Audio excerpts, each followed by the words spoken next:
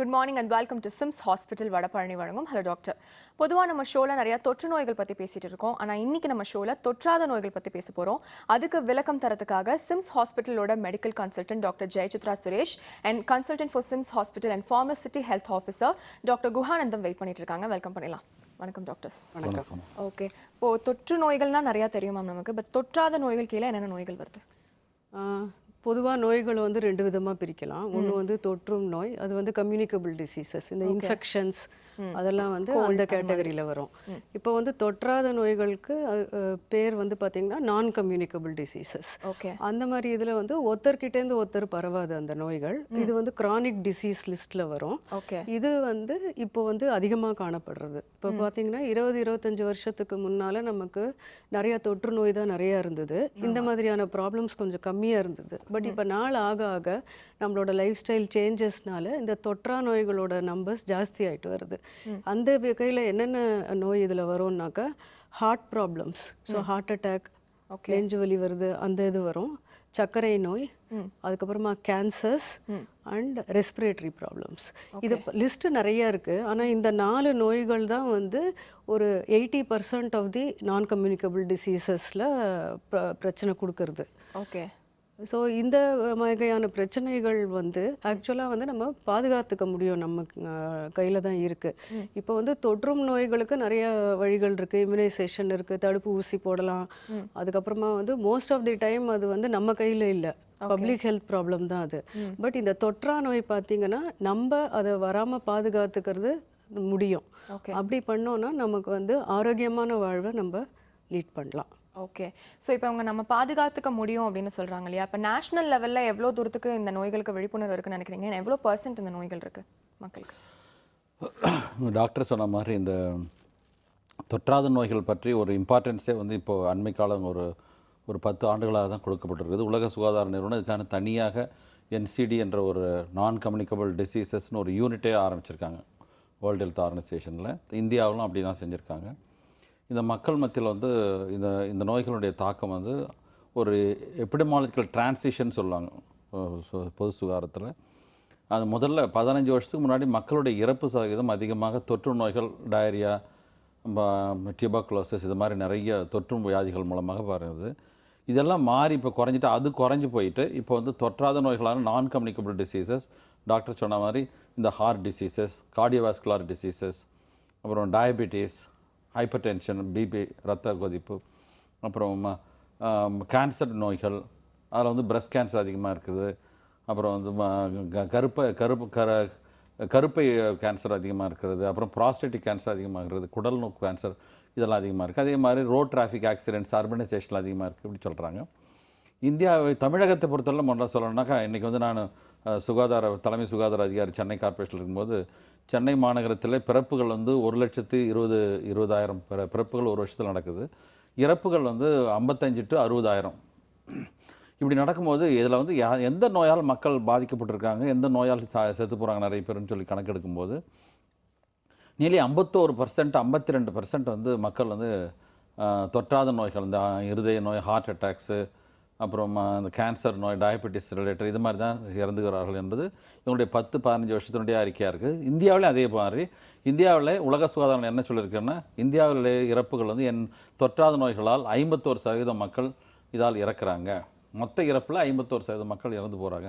ஆனால் இந்திய அரசும் தன்னுடைய சுகாதாரத்துறையில் NCD நான் கம்யூனிகபிள் டிசீசஸ் டிவிஷனை ஏற்படுத்தி ஒவ்வொரு மாநிலத்திலையும் உண்டாக்கி இப்போ தமிழகத்திலையும் பண்ணியிருக்காங்க. ஒவ்வொரு தமிழகத்திலும் ஒரு மாவட்டத்திலையும் வந்து இந்த NCD கோஆர்டினேட்டர், தொற்றாத நோய்களை கண்காணித்து அதுக்கான நடவடிக்கைகள் எடுக்கிற ஒரு கோஆர்டினேட்டர் போட்டிருக்காங்க.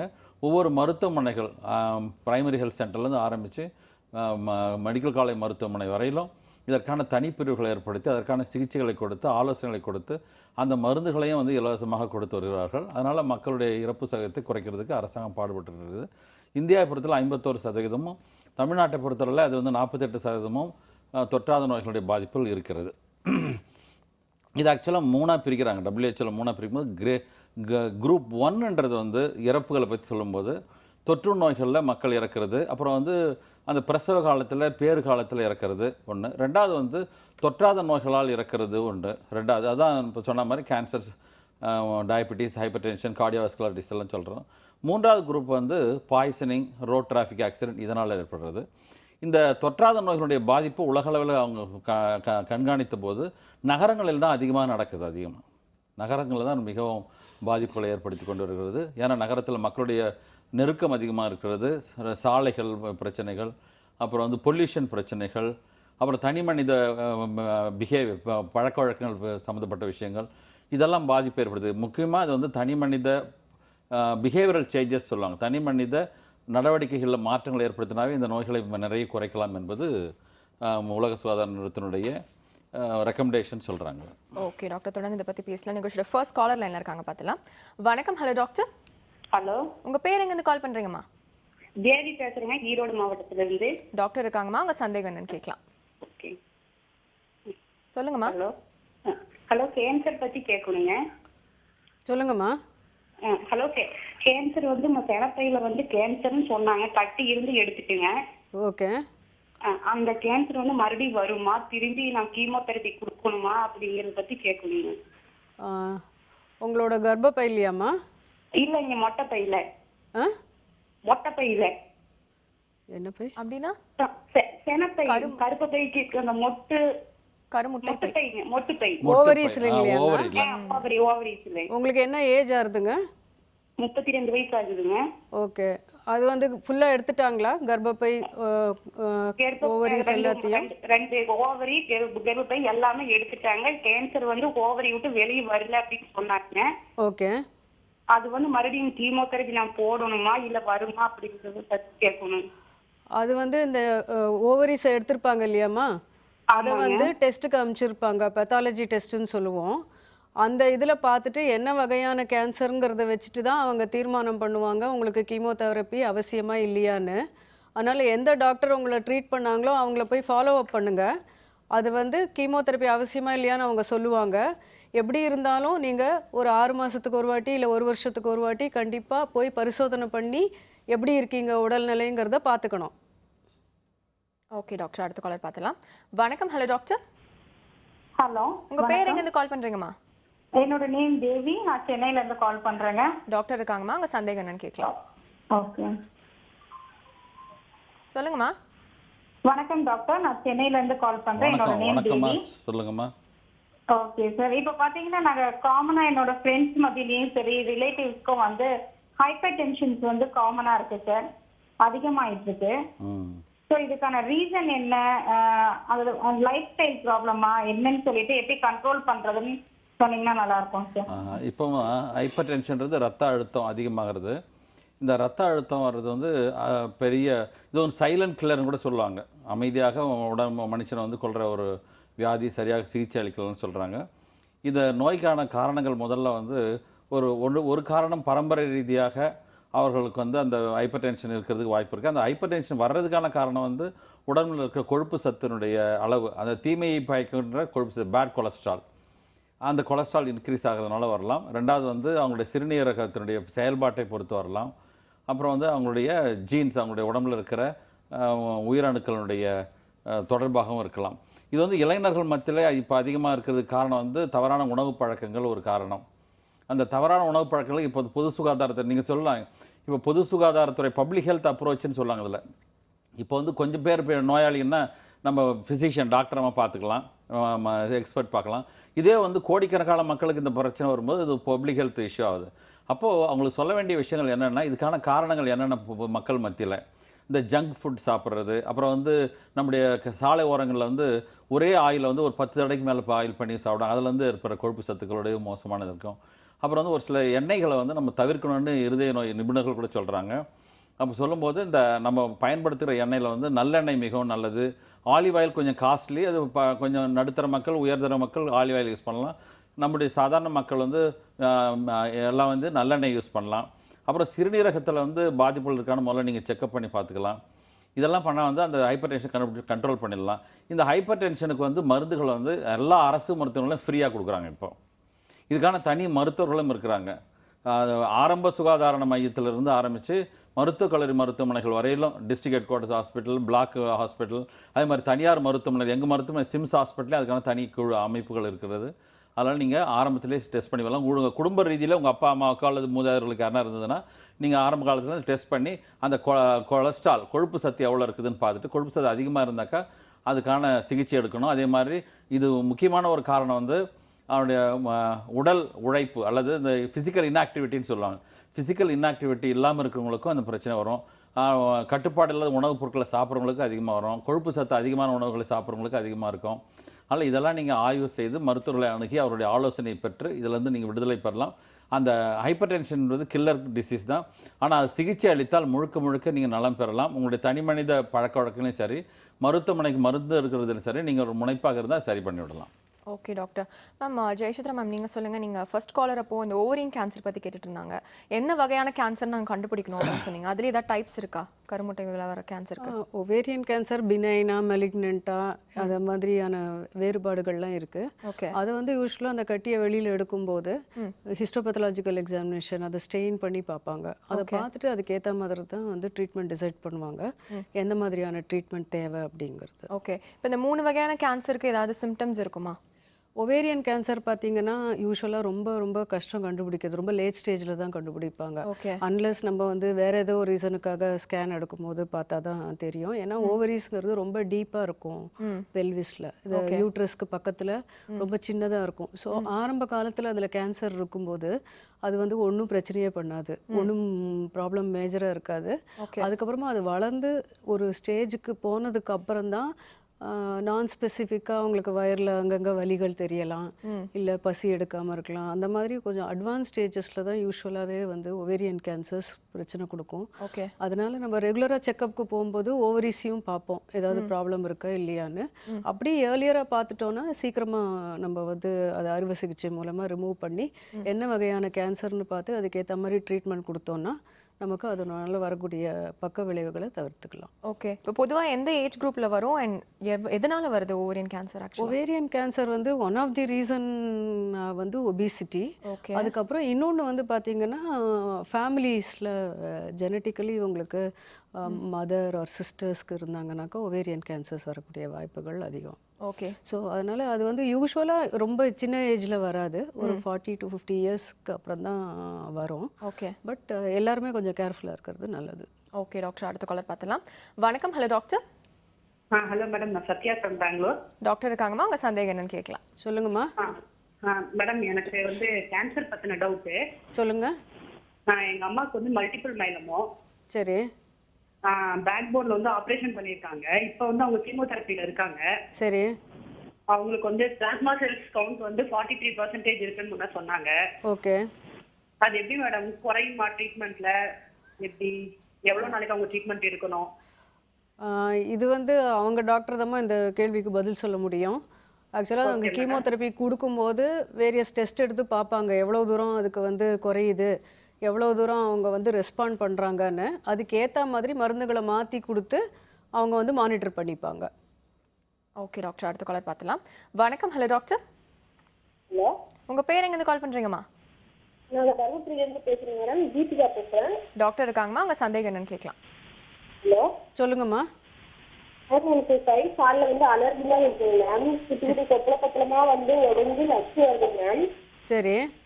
இது வந்து எதனால வருதுன்னு தெரியல. இது வரை குழந்தை இருக்கு, குழந்தைக்கு பரவாயில்ல. இது என்னம்மா? அவங்க குழந்தைக்கு இருக்காங்க, குழந்தைக்கு பரவும்னு பயப்படுறாங்களாம். கட்டினா சீழ்கட்டி மாதிரி வருதா? ஆமாங்க மேம், கொப்பளமா சூடு கொப்பள மாதிரி வருதுங்க மேம். ஓகே. உலர்ந்து வருது. சரி. இது வந்து ஒரு 5-6 மாசமா இருந்துருக்குங்க மேம். இதுல ஏதாவது ப்ராப்ளம் ஆகுமான்ட்டு. சரி, அதுக்கு வந்து இன்ஃபெக்ஷனால் வர மாதிரி இருக்குது நீங்கள் சொல்கிறத பார்த்தா. இந்த ப்ராப்ளத்துக்கு வந்து நீங்கள் வந்து சர்க்கரை நோய் இருக்கான்னு ஒரு வாட்டி பார்த்துக்கோங்க. அதுக்கப்புறமா இதுக்கு தேவையான ஆன்டிபயோட்டிக் எடுக்க வேண்டியிருக்கும். அண்ட் நம்மளோட உடம்புலையே வந்து மூக்கு துவாரத்தில் வந்து உங்களுக்கு வந்து எம்ஆர்எஸ்ஏன்னு ஒரு இது இருக்குது, பாக்டீரியா. அது இருந்தால் கூட இந்த மாதிரி ரிப்பீட்டடாக ஸ்கின் இன்ஃபெக்ஷன்ஸ் வரலாம். அதுக்கு நீங்கள் அங்கேருந்தும் கல்ச்சர் எடுத்து பார்த்து அதுக்கு ஏற்ற மாதிரி ஆன்டிபயோட்டிக் எடுத்திங்கன்னா இந்த ப்ராப்ளத்துலேருந்து நீங்கள் வந்து தீர்வு காணலாம். இப்போ அவங்க குழந்தைக்கு பரவுமான்னு கேட்டாங்க. பரவுமா? இன்ஃபெக்ஷன்ஸ் வந்து ஒருத்தர்கிட்டேருந்து இன்னொருத்தருக்கு போகலாம். ஸோ எப்போவுமே அவங்க வந்து நல்லா கையை வந்து க்ளீனாக வச்சுக்கணும். குழந்தைய தூக்கிறதுக்கு முன்னாடியோ ஹேண்டில் பண்ணுறதுக்கு முன்னாடியோ நல்லா சோப்பு போட்டு இல்லை ஆல்கஹால் பேஸ்ட் ரப்ஸ் வச்சு கையை க்ளீன் பண்ணிட்டு பண்ணாங்கன்னா அந்த இன்ஃபெக்ஷன் பரவாது. ஓகே டாக்டர், அடுத்த காலர் பார்த்துலாம். வணக்கம். Hello doctor. ஹலோ, உங்க பேர் எங்கேருந்து கால் பண்றீங்க சார்? நான் கிருஷ்ணன் பேசுகிறேன் மேடம், சென்னையிலேருந்து. டாக்டர் இருக்காங்க சார், உங்க சந்தேகம் என்னன்னு கேட்கலாம். ஹலோ சொல்லுங்கள் கிருஷ்ணன். சார், எனக்கு வந்து பிபி இருக்குது சார் எனக்கு. சரிப்பா. சார், நான் நைட்டில் தூங்கும்போது எனக்கு பார்த்தீங்கன்னா பிபி 140 இவ்வளோ இது 130 இவ்வளோ தான் சார் இருக்குது எப்பவுமே. சரி. ஆனால் தூங்கும்போது எனக்கு ஒரு படபடப்பு வருது சார், கை கால்லாம் ஒரு மாதிரி ஆடுற மாதிரி. இதாக இருக்குது சார். என்ன வயசு உங்களுக்கு? இப்போ எனக்கு வயசு வந்து 38 சார். சரி. உங்கள் பேரண்ட்ஸ்க்கெல்லாம் அந்த மாதிரி உங்கள் அப்பா அம்மாவுக்கு யாருன்னா பிபி இருக்கா? எங்கள் அம்மாவுக்கு இருந்து சார் பிபி இருந்து சார். நீங்கள் வந்து இது மாதிரி விஷயங்களை கேட்கும்போது நீங்கள் உங்களுடைய குடும்ப மருத்துவரோ அருகாமையில் இருக்க மருத்துவர்கிட்ட போயிட்டு நீங்கள் முதல்ல அந்த ரத்தத்தில் இருக்கிற கொலஸ்ட்ரால் செக் லிப்பிட் ப்ரொஃபைல் பண்ணுவாங்க, அந்த டெஸ்ட் பண்ணிக்கங்க. அதே மாதிரி யூரியாவோட சிறுநீரகத்தினுடைய வேலைக்கு அதனுடைய செயல்பாடை தெரிஞ்சுக்கிறதுக்காக யூரியா கிரியாட்டின் எல்லாம் டெஸ்ட் பண்ணுவாங்க. யூரினில் வந்து ஆல்புமினூரியான்னு சொல்லி ஒரு டெஸ்ட் பண்ணுவாங்க. இதெல்லாம் டெஸ்ட் பண்ணிட்டு இதில் எதனா பிரச்சனைகள் இருக்கான்னு பார்த்து அதுக்கான சிகிச்சைகளை நீங்கள் உடனே எடுக்கணும். இது மாதிரி விஷயங்களை வந்து நீங்கள் தள்ளி போடக்கூடாது. அப்புறம் வந்து டயபெட்டிஸ் இருக்கான்னு வர பார்க்கணும். இதெல்லாம் பார்த்துட்ட பிறகு நீங்கள் சிகிச்சை எடுக்கிறது ரொம்ப நல்லது. அதுக்கான சிகிச்சை உங்களுடைய மருத்துவர் கரெக்டாக கொடுப்பாங்க. ஏன்னா இது வந்து டயபெட்டிஸ் ரிலேட்டடாகவும் இருக்குது, அதே மாதிரி கொழுப்பு சத்து ரிலேட்டடாகவும் இருக்கும். அதை நீங்கள் அருகாமையில் இருக்க மருத்துவரிடம் சிகிச்சை பெறுவது மிகவும் நல்லது. அப்போ தான் உங்களுக்கு குணமாகும். ஓகே மேம், நம்ம நிறைய தடவை பேசியிருக்கோம், நீங்கள் டயபெட்டாலஜிஸ்ட் தான், பட் ஸ்டில் ஒரு ஸ்டார்ட் ஓவருக்காக பார்த்துட்டு இருக்க புது ஆடியன்ஸ்க்காக கேட்போம். ஸோ இப்போது டயபெட்டாலஜி அப்படின்னா என்ன, அது டயபெட்டிஸ்ங்கிறது எதனால் வருது? டயபிட்டிஸ்ங்கிறது நிறைய வாட்டி சொல்லியிருக்கோம். நம்ம வந்து இன்சுலின்ங்கிற ஹார்மோன் தான் வந்து சுகரை கண்ட்ரோலில் வைக்கும். ஓகே. நம்ம பரவலாக பார்க்குற டைப் 2 டயபிட்டிஸ் வந்து இன்சுலின் சரியாக வேலை செய்யாததுனால வருது. அதுதான் வந்து நிறைய பேருக்கு அடல்ட் பீப்புளுக்கு இருக்கும். ஓகே. இன்சுலினே இல்லை, டிஃபிஷியன்ட் ஸ்டேஜ் இருந்ததுன்னா அதான் வந்து type 1 diabetes. Other major diabetes பார்த்தீங்கன்னா கெஸ்டேஷனல் டயபிட்டிஸ் மெலிட்டஸ், அது வந்து கர்ப்ப காலத்தில் வர டயபிட்டிஸ் வந்து gestational diabetes mellitus. Okay. So இந்த டைப் 2 டயபிட்டிஸ் வர்றது வந்து மெயினாக வந்து ஃபேமிலியில் இருந்ததுன்னா, ஃபேமிலி ஹிஸ்ட்ரி இருந்ததுன்னா வரத்துக்கான வாய்ப்புகள் அதிகம். அப்படி இல்லைனாலுமே எல்லாருக்குமே இப்போ நம்ம கண்ட்ரியில் பார்த்தோன்னா இப்போது 4 பேரில் ஒருத்தருக்கு சர்க்கரை நோய் இருக்குது. அது வந்து மெயினாக வந்து நம்மளோட லைஃப் ஸ்டைல் ப்ராப்ளம்னால, obesity and unhealthy eating habits and நம்ம வந்து உடல் பயிற்சி இல்லாமல் இருக்கிறது, அந்த ரீசன்கிறதுனால நமக்கு வந்து நிறைய இப்போது டயபிட்டிஸ் பரவலாக நம்ம பார்க்குறோம். ஓகே. ஸோ ஓகே டாக்டர், அடுத்த காலர் இருக்காங்க பார்த்துலாம். வணக்கம். Hello doctor. ஹலோ, என் ஹஸ்பண்டுக்காக நான் கேட்கணும். உங்க பேர் எங்கேருந்து கால் பண்றீங்கம்மா? சொல்லுங்கம்மா. என் பேரு பிரியா, சென்னையிலேருந்து கால் பண்றேன். பேசலாமா நீங்க டாக்டர் கிட்ட? சொல்லுங்க. ஹலோ டாக்டர், என் ஹஸ்பண்டுக்கு வந்து ஆக்சுவலி ஏஜ் 28 ஆகுது. சரி. கையில வந்து அலர்ஜி மாதிரி வந்துச்சு, ஸ்டார்டிங்ல கட்டி கட்டியா வந்துட்டு இருந்தது. சரி. டாக்டர் கிட்ட காட்டினப்போ இது பாம்போலிக்ஸ் அலர்ஜி லெக்லியும் ஸ்ப்ரெட் ஆகும்னு சொன்னாங்க. ஸோ அதுக்கான ட்ரீட்மெண்ட் நாங்கள் எடுத்துட்டு தான் இருந்தோம். சரி. ஸ்க்ரீன்ஸ் இதெல்லாம் சொல்லியிருந்தாங்க. அப்புறம் திருப்பி 3 months குணமாகாததால திருப்பி நாங்க வந்து போனப்போ ஸ்கேபீஸா இருக்க வாய்ப்பு இருக்குன்னு சொல்லிட்டு ஸ்கேபீஸ் லோஷன் கொடுத்துருந்தாங்க. சரி. அது போட்ட உடனே இப்போ ஒரு 1 week வந்து பயங்கரமா ஸ்ப்ரெட் ஆகி பேக்ல அது அந்த மாதிரி ரொம்ப ஸ்ப்ரெட் ஆயிடுச்சு. சரி. அதனால அவருக்கு இரிட்டேஷன் அதிகமா இருக்குன்னு சொல்றாங்க. ஸோ இது டயக்னோசிஸ் கரெக்டா இல்ல, அதுதான் வந்து டவுட்டா இருக்கு எங்களுக்கு. ஸ்கின் ப்ராப்ளம்ஸ் வந்து பார்க்காம சொல்கிறது கஷ்டமா, அதனால் நீங்கள் பக்கத்தில் இருக்கிற ஸ்கின் டாக்டர் ஸ்பெஷலிஸ்ட் யாரையாவது பார்த்தீங்கன்னா அவங்க உங்களுக்கு கரெக்டாக டயக்னோஸ் பண்ணி அதுக்கான வைத்தியம் உங்களுக்கு சஜஸ்ட் பண்ணுவாங்க. ஓகே டாக்டர், தொடர்ந்து இதை பற்றி நிறைய விஷயங்கள் பேசலாம். ஒரு சின்ன பிரேக் எடுத்துகிட்டு வந்துடலாம். ஒரு சின்ன பிரேக் அப்புறம் மீட் பண்ணலாம். இது சிம்ஸ் ஹாஸ்பிட்டல் வடபழனி வழங்கும் hello doctor.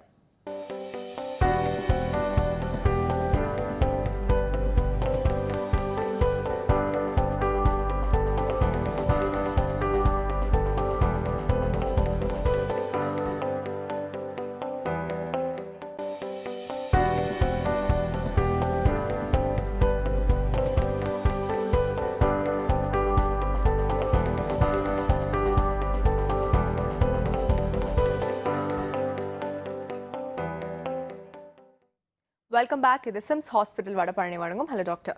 So doctor Guhanandan, நீங்கள் சொல்லுங்கள், இப்போது சிம்ஸ் ஹாஸ்பிட்டல் என்ன மாதிரி வந்து தடுப்பு முறைகள்லாம் ஈடுபட்டிருக்காங்க இந்த நான் கம்யூனிகபிள் டிசீசஸில்? நான் கம்யூனிகபிள் டிசீஸ்க்கு சிம்ஸ் ஹாஸ்பிட்டலில் நல்ல சிறப்பு சிகிச்சைக்காக வெவ்வேறு துறைகள் இயங்கி கொண்டிருக்கிறது. ஓகே. உதாரணத்துக்கு வந்து கார்டியாலஜி டிபார்ட்மெண்ட் ஒன்று இருக்குது. இப்போ டாக்டர் அம்மா வந்திருக்காங்க, டயபெட்டிக் பார்த்துட்டு இருக்கிறாங்க. அப்புறம் வந்து இந்த கிட்னி டிசீஸ் பார்க்குறதுக்கான மருத்துவ சிகிச்சை இருக்குது. அதே மாதிரி இந்த இன்ஜுரிஸ், ரோட் டிராஃபிக் ஆக்சிடென்ட்லாம் பார்க்குறதுக்காக இந்த ஆர்த்தோபெடிக் டிபார்ட்மெண்ட்டும் பண்ணியிருக்காங்க. அதே மாதிரி நோய் வராமல் தடுக்கிறதுக்கான தடுப்பூசிகளை போடுறதுக்கான ஒரு சில உதாரணத்துக்கு கருப்பை வாய் புற்றுநோய் என்பது மிகவும் அதிகமான பிரச்சனையை உண்டாக்கிட்டு அதுக்கான தடுப்பூசிகளை போடுறதுக்கு நாங்கள் வந்து இந்த இன்டர்நேஷ்னல் வேக்சினேஷன் சென்டர்னு ஒரு சென்டர் வைப்பேன். இந்தியாவிலே முதன்முறையாக ஆரம்பிக்கப்பட்ட ஒரு சென்டர். அதில் வந்து எல்லா பெண்களுக்கும் மணமாகிறதுக்கு முன்னாடியே இந்த கருப்பை வாய் புற்றுநோயை மிகவும் பாதிக்கக்கூடிய ஒரு நோய்ன்றதுனால அதுக்கான தடுப்பூசிகளை நாங்கள் போட்டுன்னு வரோம். அதே மாதிரி பொதுமக்களையும் சரி நோயாளிகளுக்கும் சரி இதை பற்றிய சரியான விழிப்புணர்வையும் ஏற்படுத்தி கொண்டு வருகிறோம்.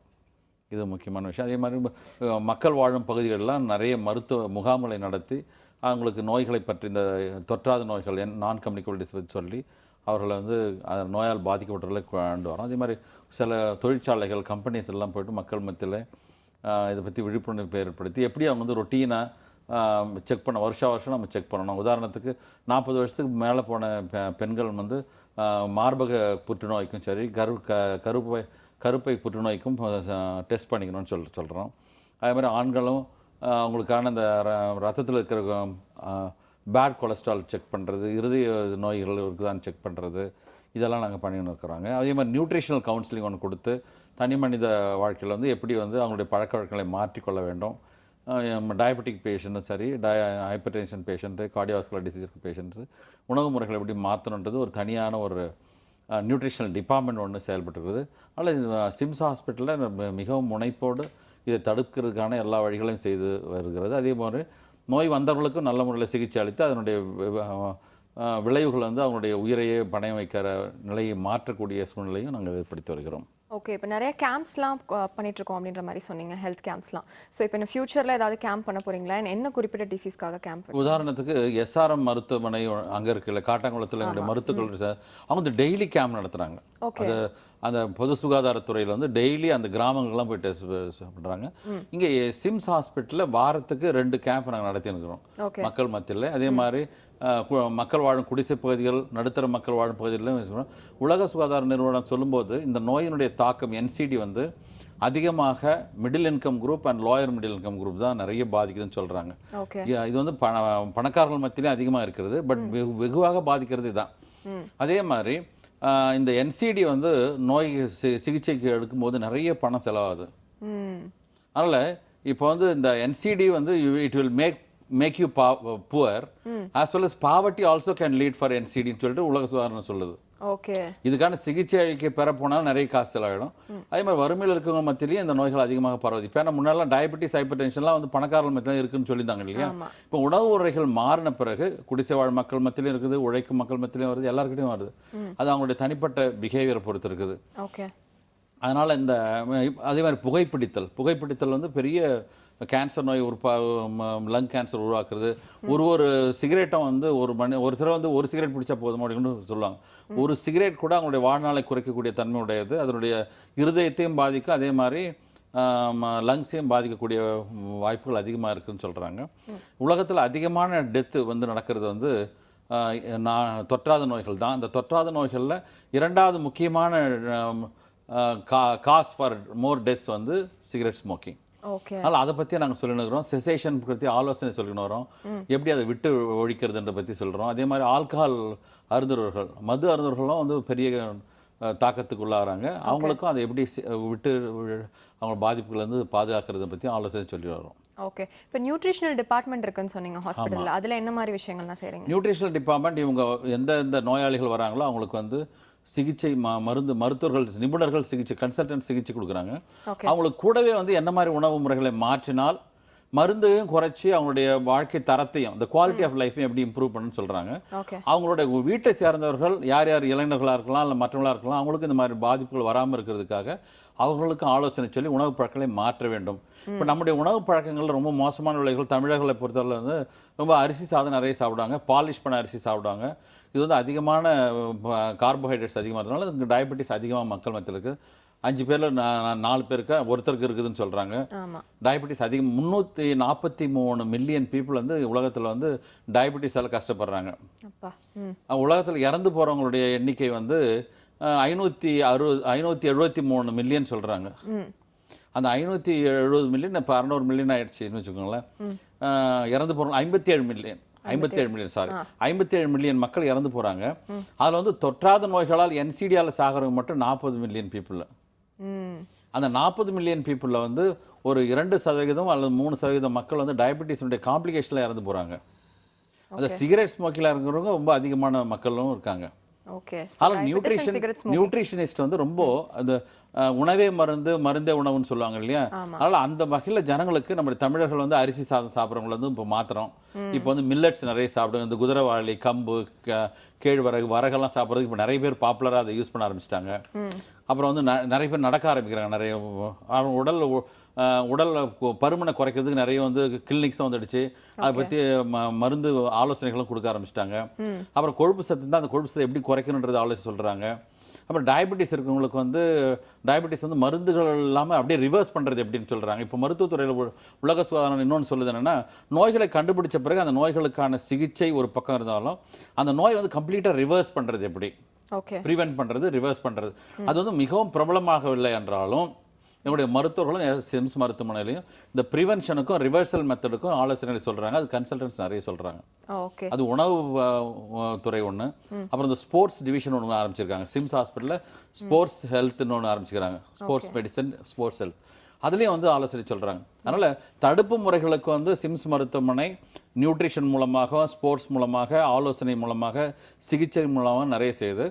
ஆனால் நான் சொன்னபடி இது வந்து பெருவாரியாக மக்கள் வந்து நடுத்தர மக்களையும் குறைந்த வருமானம் உள்ளவங்களும் பாதிக்கிறதுனால தடுப்பு முறைகள் மோர் காஸ்ட் எஃபெக்டிவ். தடுப்பு முறைகள் அவனுக்கு இம்ப்ரெஸ் பண்ணணும். எப்படி வந்து ரைஸ் எல்லாம் குறைக்கிறது, காய்கறிகள் நிறைய எப்படி சாப்பிட்றது, எண்ணெய் அதிகமாக நல்ல எண்ணெயை மட்டும் யூஸ் பண்ணணும். அதே மாதிரி ரிஃபைன்ட் ஆயில் வந்து ரொம்ப தப்புணும். பொது சுகாதாரத்தில் நாங்கள் வந்து உணவு கலப்படத்தை பற்றி நான் நிறைய பண்ணியிருக்கேன். ஒரு 30 வருஷம் அதில் தான் ஆராய்ச்சிலாம் பண்ணியிருந்தோம். இப்போ நம்ம ஜனங்கள் யூஸ் பண்ணுற நிறைய ஆயில் வந்து ரிஃபைன்ட் ஆயில். ரிஃபைன் பண்ணுறதுக்கு நிறைய கெமிக்கல்ஸ் யூஸ் பண்ணுறாங்க. கெமிக்கல்ஸுடைய ரெசிடியூ இருக்குது. இதெல்லாம் கேன்சரையும் உண்டாக்கும், கொழுப்பு சக்தியும் அதிகமாக்கும். அல்லது இப்போ வந்து நிறைய கார்டியாலஜிஸ்ட் என்ன சொல்லுவாங்கன்னா, நல்லெண்ணெய் பயன்படுத்திக்கொள்ள, அப்புறம் ஆலிவ் ஆயில் யூஸ் பண்ணுங்கன்னு சொல்கிறாங்க. நல்லெண்ணெய் இப்போ தான் நிறைய பயன்பாட்டுக்கு வந்துருக்குது மக்கள் மத்தியில். எண்ணெய் ரொம்ப குறைக்க ஆரம்பிச்சிருக்காங்க. ஜீரோ ஆயில் சிஸ்டம் வந்துருக்குது. உப்பை நல்லா குறைக்க ஆரம்பிச்சாங்க, சுகரை குறைக்க ஆரம்பிச்சிருக்காங்க. இது மாதிரி விஷயங்கள் வந்து மக்கள் மத்தியில் நிறைய பரவணும். இப்போ நீங்கள் பார்த்தீங்கன்னா பார்க்கெலாம் நிறைய பேர் ஓடுறாங்க, உணவு பாதுகாப்பு எடுக்கிறாங்க. இதெல்லாம் அவங்களுடைய வாழ்க்கை தரத்தையும் குவாலிட்டி ஆஃப் லைஃப் இம்ப்ரூவ் பண்ணுறதோட நோய் உள்ளர போகிறதுக்கு பதிலாக நோய் வரது முன்னாடி தடுத்து நிறுத்துறதுக்கான வழிகளை நாம் மேற்கொள்வது ஏதுவாக இருக்கணும். இதுதான் மக்கள் புரிஞ்சுக்கணும். இந்த டிஸ்கஷன்லாம் அவங்க தெரிஞ்சுக்க வேண்டியது.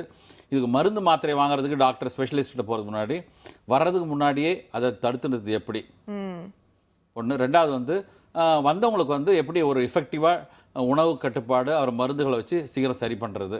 இப்போ டயபெட்டிஸ், ஹைப்பர்டென்ஷன் ஒரு கில்லர் டிசீஸ்ன்னு சொல்கிறாங்க. அது எப்படி கட்டுப்பாடுகளை வைக்கிறது, அதில் வராமல் தடுக்கிறது, இதற்கான முயற்சி எடுக்கணும். அதே மாதிரி கருப்பை புற்றுநோய் வந்து இப்போ வந்து முதல்ல கண்டுபிடிச்சு நம்ம செய்யணும்னா 5 வருஷத்துக்கு பிறகு கர்ப்பப்பை ஃபுல்லாகவே கேன்சர் ஆகிறத நம்ம தடுத்து நிறுத்தலான்ட்டு ஒரு திட்டம் இருக்குது. இப்போ அரசாங்கத்தில் என்ன வயாமேக்னா வச்சுட்டு அந்த ரொம்ப சிம்பிள் மெத்தடில் ஒரு 5 நிமிஷத்தில் அவங்க கருப்பை வாயில் வந்து புற்றுநோய் இருக்கான்னு டெஸ்ட் பண்ணிட்டு அதுக்கான சிகிச்சை அளித்து அது மேலும் பரவாமல் இருக்குது எல்லா சிகிச்சையும் பண்ணுறாங்க. இதை நீங்கள் பயன்படுத்திக்கலாம். அதே மாதிரி பெண்கள் பணிபுரிகிற இடத்துலையும் சரி, செல்ஃப் ஹெல்ப் குரூப் பெண்கள் மத்தியிலும் நாங்கள் என்ன சொல்லணும்னா, அவங்களே வந்து அவங்க மார்பகத்தை டெஸ்ட் பண்ணி அதில் புற்றுநோய்க்கான வாய்ப்புகள் இருக்குதா, அல்லது அது என்ன வீக் எதனா இருக்கான்றது பார்க்கணும். இந்த மாதிரி விழிப்புணர்வுகள் மக்கள் மத்தியில் பரவலாச்சுன்னா நம்ம நோயால் கஷ்டப்படுறதையும் குறைக்கலாம், அதுக்கான பணத்தை ரொம்ப செலவு பண்ணுறதையும் குறைக்கலாம், துயரத்தையும் குறைக்கலாம். ஓகே டாக்டர் நிஷா, அடுத்த காலர் லைன்ல இருக்காங்க பார்த்துலாம். வணக்கம். Hello doctor. ஹலோ, உங்க பேர் எங்கேருந்து கால் பண்றீங்கம்மா? நான் கிண்டியிலிருந்து பேசுறேங்க. செய்தலி பாத்திமா. டாக்டர் இருக்காங்கம்மா, சந்தேகம் என்னன்னு கேட்கலாம். சொல்லுங்கம்மா. டாக்டர், இந்த மாதிரி எங்க வீட்டுக்காரர் வெளிநாட்டுல இருக்கிறாரு. அவர் சுகர் பேஷண்ட். சரி. முழங்கால்ல கட்டி இருக்குதுன்றாங்க. என்னங்க? முழங்கால்ல கட்டி இருக்குதுன்றாங்க. அதுக்கு என்ன ட்ரீட்மெண்ட், என்ன பண்ணலாம்? முழங்கால் வீங்கி இருக்கா இல்லை ஸ்கின்ல கட்டி இருக்காமா? இல்லைங்க, ஸ்கின்ல தாங்க கட்டி இருக்குது. ஓகே, அது இன்ஃபெக்ஷனான்னு பார்க்கணும். அப்படி அது இன்ஃபெக்ஷனாக இருந்தது ஆரம்ப ஸ்டேஜ்னா ஆன்டிபயோட்டிக் மட்டும் போதும். இல்லை அதில் வந்து சீழ் இருந்தது அப்படின்னாக்கா கண்டிப்பாக டாக்டரை போய் பார்த்து அதில் வந்து அந்த சீழை எடுத்தால் தான் அது குணமாகும்.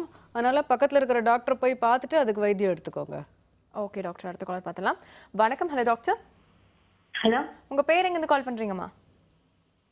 மேடம், நான் சங்கரன் கோவிலேருந்து கவிதா பேசுகிறேன். டாக்டர் இருக்காங்கம்மா, உங்க சந்தேகம் என்னன்னு கேட்கலாம். சொல்லுங்கம்மா. மேடம், இந்த மாதிரி எனக்கு ஏஜ் வந்து 27 ஆகுது.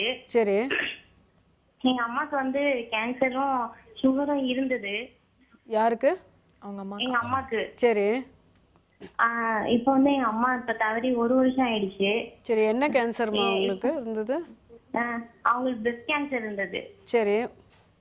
ஆனா இப்போ வந்து எனக்கு 27 தான் மேடம் ஆகுது. ஒரு 4 மந்த்துக்கு முன்னாடி எனக்கு ரொம்ப படபடன்னு இருந்தனால ஹாஸ்பிட்டல்ல சும்மா செக் பண்ணி பார்த்தோம். சரி. அப்ப எனக்கும் சுகர் இருக்குன்னு சொல்லி சொன்னாங்க.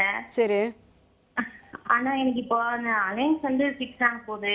ஓகே. அதனால எனக்கு கொஞ்சம் பயமா இருக்கு. நிறைய பேர் வந்து இதுக்கடுத்து நிறைய எந்த இது வந்தாலும் அது சீக்கிரமா அஃபெக்ட் ஆகும் சுகர் இருக்கனால அப்படிலாம் சொன்னாங்க.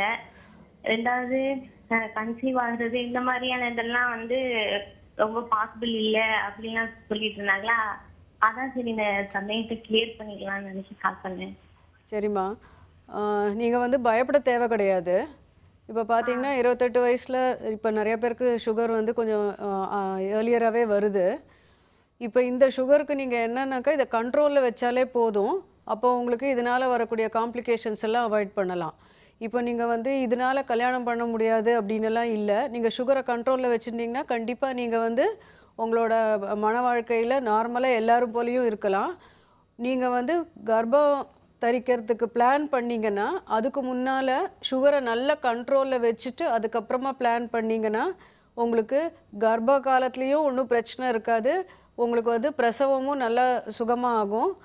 அது வந்து ரொம்ப ரொம்ப முக்கியம். அப்புறம் நீங்கள் இப்போ வந்து சுகர் இருக்கிறவங்க கர்ப்பம் தரிக்கணும்னா இந்த ஓரல் மெடிசன்ஸ் எடுத்துப்போம் இல்லையா, சுகருக்கு மாத்திரைகள், அதை வந்து கொஞ்சம் நிறுத்திட்டு இன்சுலினில் போயிட்டு நீங்கள் கர்ப்பம் தரிச்சிங்கன்னா நல்லது.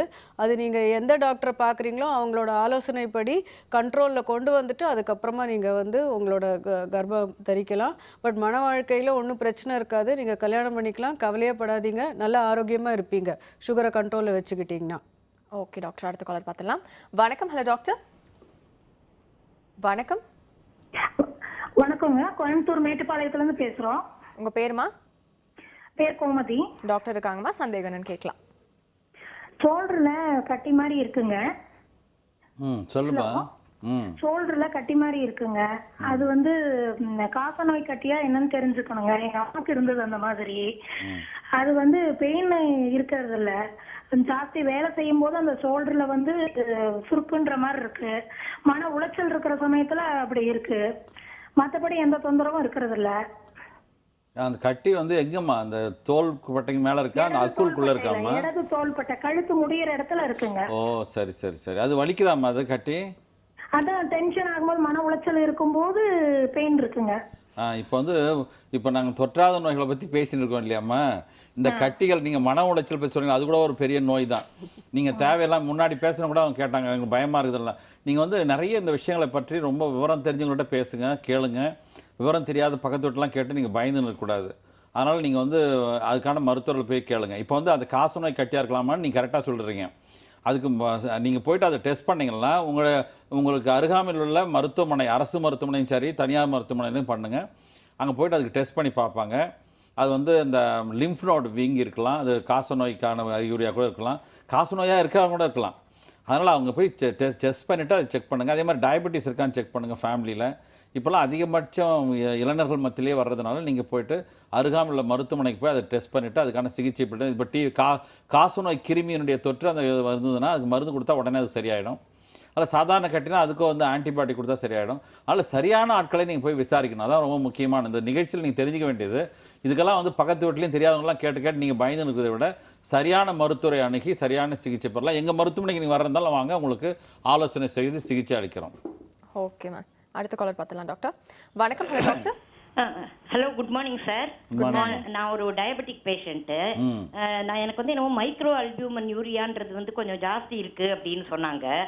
அது புரோட்டீன் லீக், அந்த புரோட்டீன் லீக்கை கண்ட்ரோல் பண்றதுக்கு ஏதாவது மெடிசன்ஸ் இருக்கா சார்? அப்புறம் அந்த பிபி மெடிசன்ஸ் எல்லாம் கொஞ்சம் இன்க்ரீஸ் பண்ணானாக்க அந்த இது மைக்ரோ அல்பியூமன் யூரியா கண்ட்ரோல் ஆகுமா சார்? ஆமாம், அதுதான் ஸ்பெஷலிஸ்டே வந்திருக்காங்க, கேளுங்க. சொல்லுங்க டாக்டர். உங்களுக்கு என்ன ஏஜ் ஆகுதுமா? எனக்கு வந்து 67 ஆகுது டாக்டர். ஓகே, எவ்வளோ வருஷமா சுகர் இருக்கு உங்களுக்கு? ஒரு 30 இயர்ஸா. 30 இயர்ஸா? ஓகே, சுகர் கண்ட்ரோலில் இருக்குது? கண்ட்ரோல் அவ்வளவு இல்லை, 8.2 இருக்கு HbA1c. ஓகே. இப்போ வந்து பார்த்தீங்கன்னா யூரின்ல புரோட்டீன் லீக் ஆகிறது வந்து இல்லை டாக்டர், அந்த புரோட்டீன் லீக்கும் மைக்ரோ அல்பியூமினூரியாவும் ஒன்னே தானா? ஆமாம், அது வந்து கம்மி லெவலில் ஆகும்போது மைக்ரோ அல்புமினூரியான்னு சொல்லுவோம். அது வந்து டெஸ்ட் பண்ணி பார்க்கும்போது 20 மைக்ரோ மில்லிகிராமுக்கு கீழே இருந்ததுன்னா நார்மல், 20லேருந்து 200 கீழே இருக்கும்போது உங்களுக்கு வந்து மைக்ரோ அல்புமின்னு சொல்லுவோம். அதுக்கு மேலே போச்சுன்னாக்கா புரோட்டீனூரியான்னு சொல்லுவோம். இது வந்து ஆரம்ப ஸ்டேஜில் இருக்கிறத மைக்ரோ அல்புமினூரியான்னு சொல்லுவோம். இது வந்து சுகர் வந்து கண்ட்ரோலில் இல்லைனாலே அதிகமாக காமிக்கலாம் டெஸ்ட்டில். அதனால் இது 2 விதமாக எடுத்துக்கணும். ஒன்று சுகர் கண்ட்ரோல் இல்லாததுனால இருக்கா, இல்லைன்னா உங்களுக்கு வந்து ஆரம்ப கிட்னி ப்ராப்ளம் வந்திருக்காங்கிறத கண்டுபிடிக்கணுன்னாக்கா நீங்கள் ஃபஸ்ட்டு சுகரை நல்ல கண்ட்ரோலுக்கு வந்துட்டு அதுக்கப்புறமா இந்த யூரினில் எவ்வளோ ப்ரோட்டீன் லீக் இருக்குங்கிறத நீங்கள் பார்த்துக்கணும். அப்படி பார்க்கும்போது சுகர் நல்ல கண்ட்ரோலில் இருந்தும் இது அதிகமாக இருந்ததுன்னா எவ்ரி 3 months செக் பண்ணி பார்ப்போம்.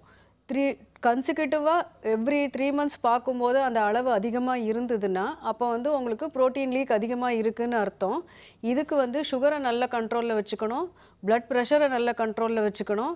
அண்ட் சில வகையான பிபி மெடிசின்ஸ் எல்லாம் இருக்குது, ஏசிஐ இன்ஹிபிட்டர், ஏஆர்பி, அந்த மாதிரியான மருந்துகள் வந்து இந்த ப்ரோட்டீன் லீக்கை கட்டுப்படுத்தும்.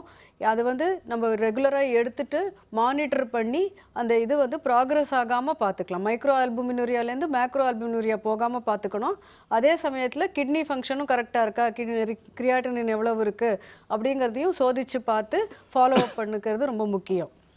ஓகே டாக்டர், நம்ம இந்த தொற்றாத நோய்களோட ப்ரிவென்ஷன் மெத்தட்ஸ் பற்றி ஒரு சின்ன பிரேக் அப்புறமா பேசலாம். ஒரு சின்ன பிரேக் அப்புறம் மீட் பண்ணலாம். அது சிம்ஸ் ஹாஸ்பிட்டல் வடபழனி வழங்கும் ஹலோ டாக்டர்.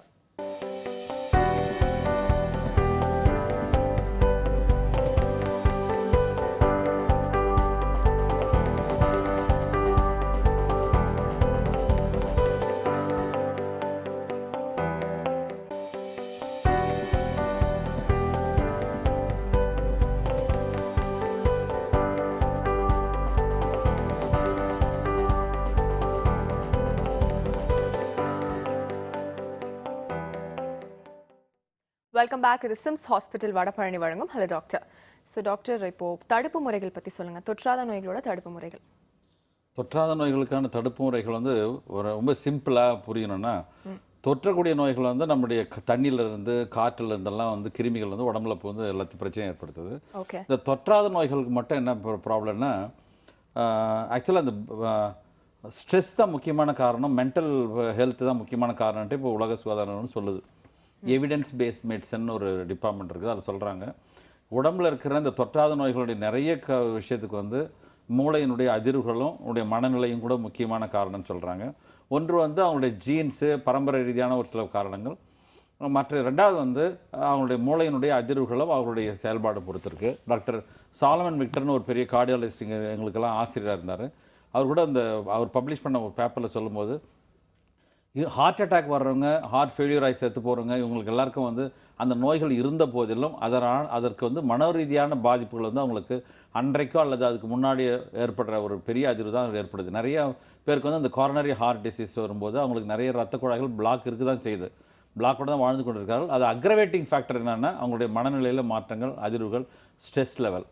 அதனால் ஸ்ட்ரெஸ் லெவலை குறைக்கணும். தேவையில்லாமல் பயப்படுறது, தேவையில்லாமல் ஒரி பண்ணுறது, அப்புறம் இது நடந்துருமோ அது நடந்துருமோன்னு யோசனை பண்ணுறது, அதுதான் முக்கியமான விஷயம். இப்போ கூட நீங்கள் ஒரு ரோட்டில் நீங்கள் போகும்போது பார்த்தீங்கன்னா நம்ம மக்கள் பஸ் ஸ்டாண்டில் இருக்கவங்க அல்லது பணி செய்கிற இடங்களில் சிரிச்சுக்கினே இருக்கவங்க, ரொம்ப குறைச்சலாகவும் ரொம்ப இறுகின முகத்தோடு இருக்கவங்க தான் நிறைய பேர் இருக்காங்க. அதை வந்து மாற்றுறதுக்கான முயற்சிகள் எடுக்குது. இதுவும் மருத்துவ ரீதியான முக்கியமான ஒரு விஷயம். அப்படி இருக்கவங்களுக்கு இந்த உடல் ரீதியாக டயபெட்டிஸ், ஹைப்பர் டென்ஷன் இதெல்லாம் வரும்போது கூட அதெல்லாம் அக்ரவேட் ஆகிடும். உதாரணத்துக்கு இந்த டயபெட்டிஸ் பற்றி சொல்லும்போது சொல்லுவாங்க, குடும்பத்தில் அவங்க அப்பா அம்மாவுக்கு தான் அவங்களுக்கு வர்றதுக்கு வாய்ப்பு அதிகமாக இருக்கிறது.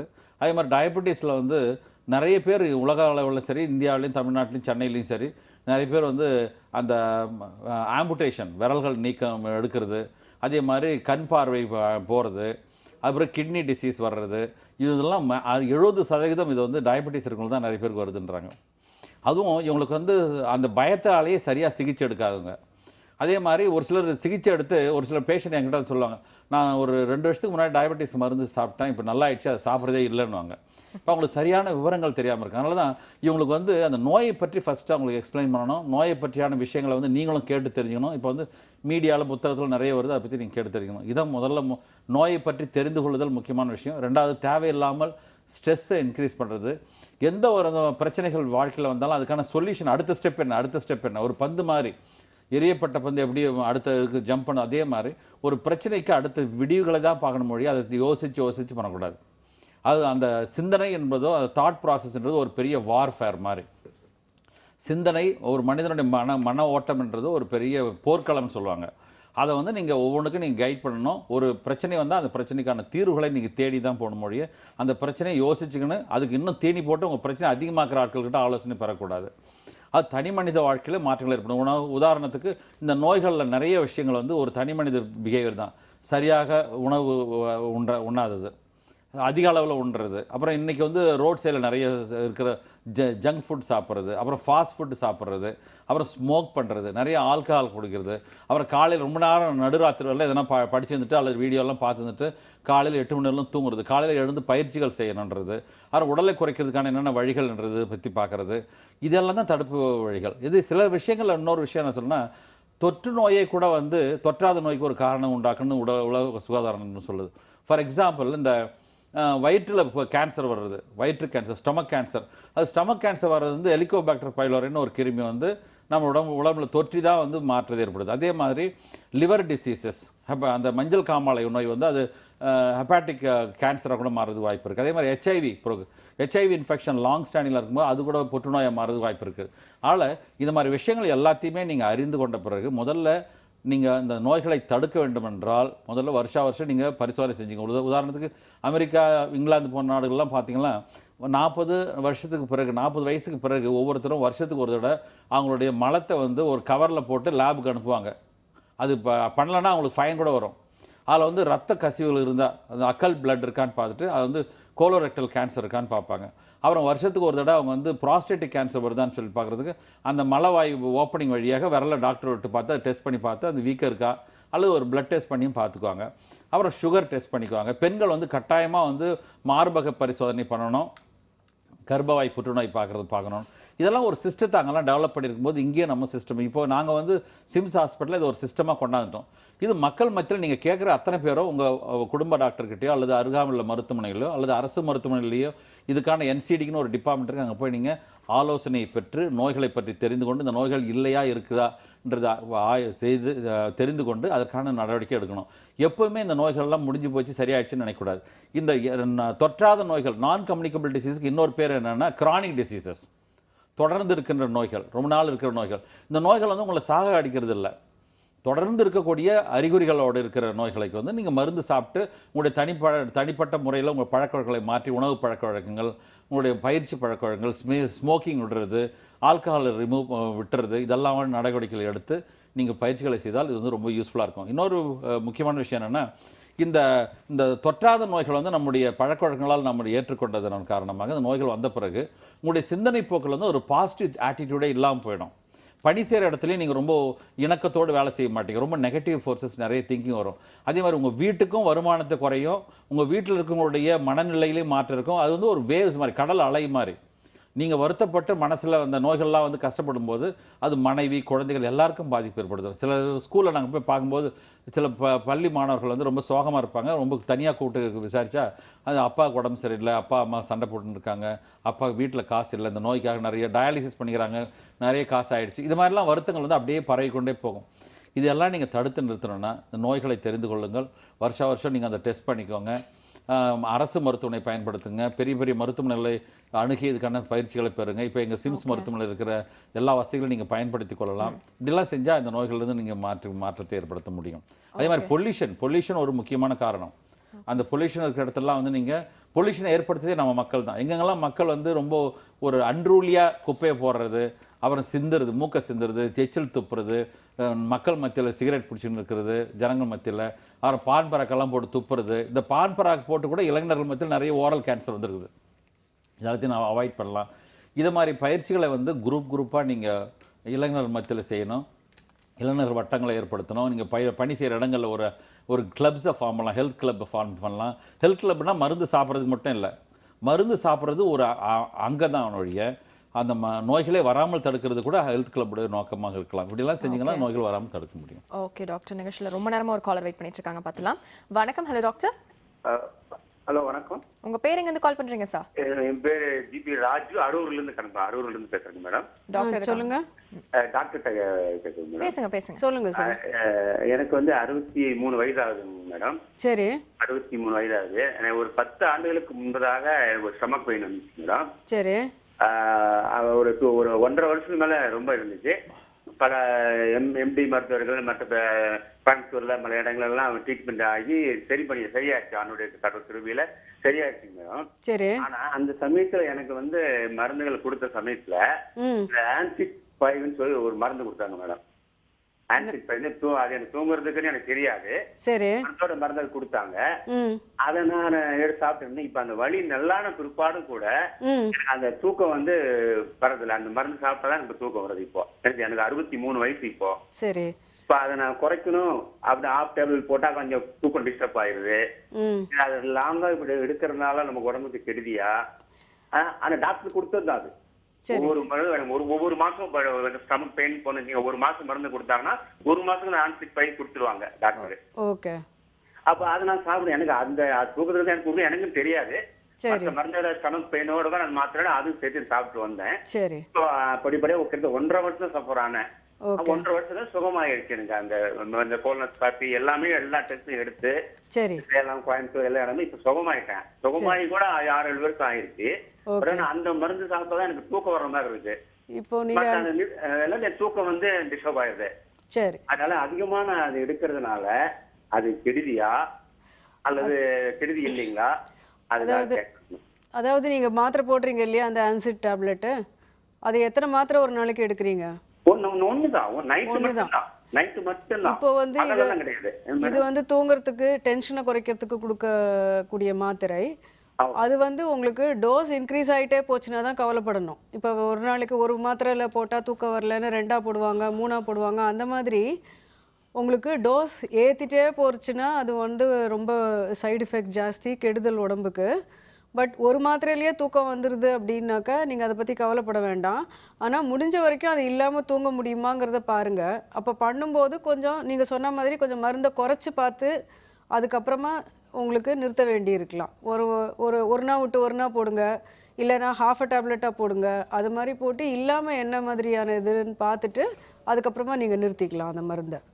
அது மட்டும் இல்லாமங்க, நைட்டில் தூக்கம் வராது இருக்குது தான் ஆங்ஸைட்டி மாத்திரை கொடுத்துருக்காங்க. உடல் உழைப்பு கம்மியான இருக்கிறவங்களுக்கு தூக்கம் வராமல் இருந்து இப்படி மாத்திரை போட வேண்டியிருக்கும். நீங்கள் சாயந்தரத்தில் ஒரு நடைப்பயிற்சி பண்ணலாம், அப்புறம் யோகா பண்ணலாம். இதெல்லாம் பண்ணிவிட்டு இயல்பாகவே உங்களுக்கு ஒரு 9-9 மணிக்கெல்லாம் அப்படியே தூக்கம் சொக்கின்னு வர மாதிரி வரணும் உங்களுக்கு. அப்படி பண்ணுறதுக்கு என்ன வழியோ அதை செய்யுங்க. மாத்திரை தான் எல்லாத்துக்கும் மருந்து கிடையாது. நீங்கள் சாயந்தரம் நல்லா ஒரு 2 கிலோமீட்டர் நடங்க. அப்புறம் வீட்டில் யோகா பயிற்சி பண்ணுங்கள். இயல்பாக தூக்கம் வரும். அந்த மாத்திரைகளை நீங்களே மறந்துடுவீங்க. நீங்கள் இதான் வந்து முழுமையான வழியாக இருக்க முடியும். ஓகே டாக்டர், அடுத்த காலர் பார்த்தலாம். வணக்கம். Hello doctor. ஹலோ, நான் ஆவடியிலேருந்து பேசுகிறேன். உங்கள் பேருமா? இப்போ எங்க ஹஸ்பண்டுக்கு 23 ஏஜ்ல வந்தது. ஆச்சு குழந்தை பிறந்து. இப்ப குழந்தைக்கு வர்றதுக்கு சான்ஸ் உண்டா? என்ன நோய்மா இருக்கு? சுகர் இருக்குன்னா சுகர் உங்களுக்கு 23 வயசுல அவங்க அப்பா அம்மா கூட இருந்திருக்கலாம். இப்போ உணவு கட்டுப்பாடு பண்ணால் போதுமா? சுகர்ன்றது ஒரு பெரிய ஆபத்தான ஒரு நோயின்னு நினச்சிக்காதீங்க. முதல்ல இது வந்து உங்கள் வீட்டுக்காருக்கு இருந்தால் அந்த குழந்தைங்களுக்கும் முதல்ல சுகர் பழக்கத்து. இப்போ வந்து ஒரு சில நாடுகளில் வந்து டாக்டர்ஸுக்கும் சரி மற்றவங்களும் சரி குழந்தைங்களுக்கு சின்ன வயசுலேருந்தே சுகரே பயன்படுத்தாமல் கூட வளர்க்குறாங்க. குழந்தைங்களுக்கு சுகரே என்னன்னு தெரியாது. நம்ம ஊரில் சுகர் அதிகமாக இருக்கிறதுனால, டயபெட்டிஸ் அதிகமாக இருந்தனால சுகரை நீங்கள் கண்ட்ரோல் பண்ணி வைக்கலாம். அடிக்கடி செக்அப் பண்ணிடலாம். முதல்ல உங்கள் வீட்டுக்காருக்கு சுகர் இருக்கிறதுக்கு சரியான சிகிச்சை கொடுத்து அவருக்கு எந்த பிரச்சனையும் இல்லாமல் பார்த்துங்க. சுகர் இருக்குதுன்னா அவங்களுக்கு வந்து டாக்டர் கூட சொல்லாங்க, இப்போது 3 மாதத்துக்கு ஒரு தடவை HbA1cன்னு ஒரு டெஸ்ட் ஒன்று பண்ணுவாங்க. அது பண்ணால் 3 மாதத்தில் உங்களுக்கு சுகர் கண்ட்ரோலில் இருந்ததா, டயபெட்டிஸ் கண்ட்ரோலில் இருந்ததா இல்லையான்னு தெரியும். 6க்கு கீழே வரணும் அது. அதே மாதிரி அவருக்கு வந்து உணவு பழக்கங்களை மாற்றுங்க. அப்புறம் நடைப்பயிற்சி இன்க்ரீஸ் பண்ணுங்கள், ஃபிசிக்கல் ஆக்டிவிட்டி இன்க்ரீஸ் பண்ணுங்கள். குழந்தைக்கும் வர்றதுக்கு வாய்ப்பு இருக்கலாம்னு நினச்சிக்கலாம். ஏன்னா குழந்தை அப்பாவுக்கு இருக்கிறதுனால. ஆனால் சின்ன வயசில் அந்த பிள்ளைங்களுக்கு வந்து நிறைய அந்த அரிசி உணவுகளை அதெல்லாம் கொடுக்குறதெல்லாம் கொஞ்சம் கொஞ்சமாக குறைச்சிட்டு நல்லா சத்துள்ள மில்லட்ஸ் அந்த பருப்பு வகைகளை நிறைய கொடுங்க.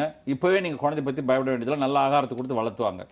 ஓகே டாக்டர், ஐ திங்க் நம்ம இன்னைக்கு தொற்றாத நோய்கள் பற்றி நிறைய விஷயங்கள் பேசணும்னு நினைக்கிறேன். நம்மளால முடிஞ்ச அவேர்னஸை இன்னைக்கு நம்ம ஆடியன்ஸ் கொடுத்துருப்போம்னு நினைக்கிறேன். ஸோ நிகழ்ச்சியில் கலந்துட்டு ரொம்ப ரொம்ப நன்றி டாக்டர். ஸோ இதே மாதிரி அடுத்த ஹலோ டாக்டர் நிகழ்ச்சியில் சந்திக்கலாம். அதுவரை நன்றி, வணக்கம்.